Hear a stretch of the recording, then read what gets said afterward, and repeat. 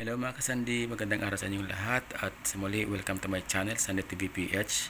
At nakatanan nyo sa aking harapan ay ang ating ginawang dish garden. Napakasimpleng design lamang mga kaibigan ng ating ginawa kasi nga ito ay ating ipipresent sa ating mga estudyante bukas.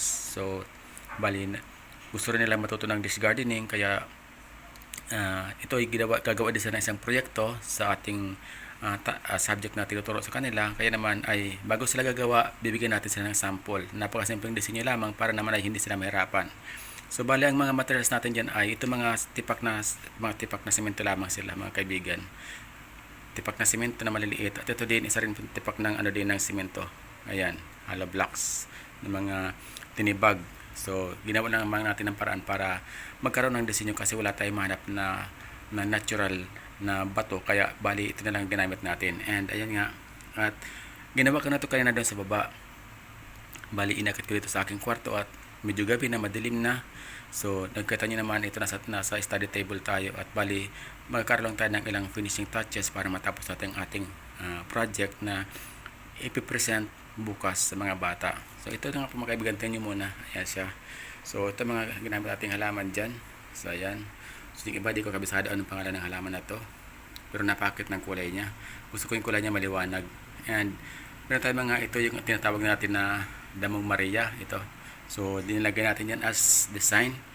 And ito din, isa rin ito sa favorito kong halaman, ito. Hindi ko lang alam ang pangalan niya, pero gustong gusto ko kasi pwede natin siyang i-cover sa pamalit sa Bermuda grass kung wala kayong Bermuda. At gusto niyo maging green ang inyong halamanan, pwede kayo magtanim nito sa inyong halamanan para makover niya yung soil and magmukha siyang Bermuda. Bali ginugupit-gupit ko lamang siya para magpantay-pantay. So maganda po siya. At gamit din ako dito ng Joe Wanderer. Yan, so isang din yan. At meron ako dito maliit na photos plant. Ayan, ito. And siyempre, ito din na spider plant. So ginamit natin dyan. So bali siya lamang ginamit natin dyan ng mga halaman. At ito nga pala, meron ako dito nilagay din ito. Sabi nila ang pangalan nito ay sa Tagalog ay Manaog Kairog.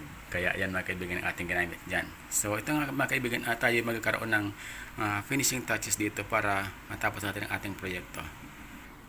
So ito bali, may mga kasi may mga lupa pa na nakapunay kita dito. So gagamit tayo nitong ating gagamit natin to na sipit. Ayan, ito talaga yung ginagamit ko sa mga sulok-sulok na yan para mas maitago natin yung mga soil.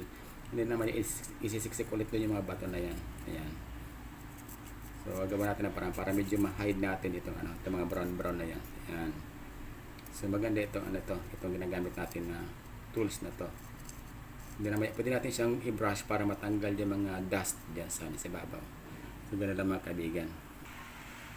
So ito na mga kaibigan ang ating naging output. Bali tapos na natin ayusin yung mga yung gilid niya. So bali naglagay na lang ako dito ng mga mga pebbles na maliliit. Ayan, sobrang liliit na mga pebbles ng mga kaibigan para lang medyo matabunan natin yung lupa para sa ganun ay makita niya yung design natin, yung puti na yan. So para meron tayong nilagay na hagdan. Ayan, parang hagdan sa packet doon. Yun. So yun mga kaibigan. So medyo hanggang dito lang ang ating vlog kasi gabi na. So medyo nahirapan na rin akong gawin to kasi madilim na. So pasensya na kayo kung hindi ganun kaliwanag yung ating ginagawa kasi nga sabi ko gabi na, kaya inihabol ko lamang ito gawa ng kailangan ko ito maipagkita sa aking mga estudyante bukas. So ito siya mga kaibigan, ito yung ating output dyan. Ito yung kanyang So bali dito siguro ko bukas maghanap ako ng mga plant na maliliit para ilagay ko rin sa gilid na to. Yan, para maging maganda nga pag kulay green siya, dapat lahat yan paligid yan, lahat dapat kulay green yan, mas maganda sing tingnan. So maganda sana kung meron tayong mga yung parang moss para mas maging siya, mas kaya-aya siyang tingnan kapag kulay green itong lahat na ito dito. So yan. So dito nga pala sa likod, ganito lang siya. Ayan, ito lang siya kasi nga tipak na simento lang po yan na ginamit natin. Ayan siya, ganyan lang siya.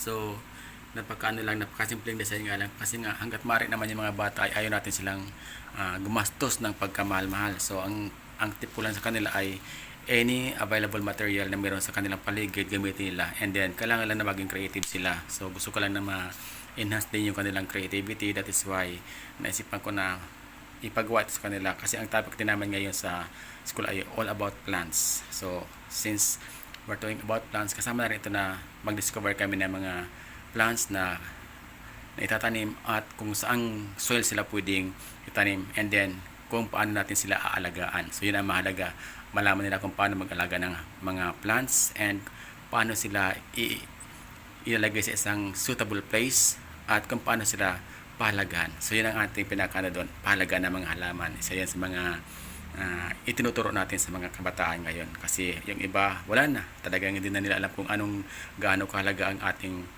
kalikasan. So napaka-importante na sa simpleng paraan katulad nito ay maturuan natin sila kung paano mag-alaga at magpahalaga ng ating kalikasan.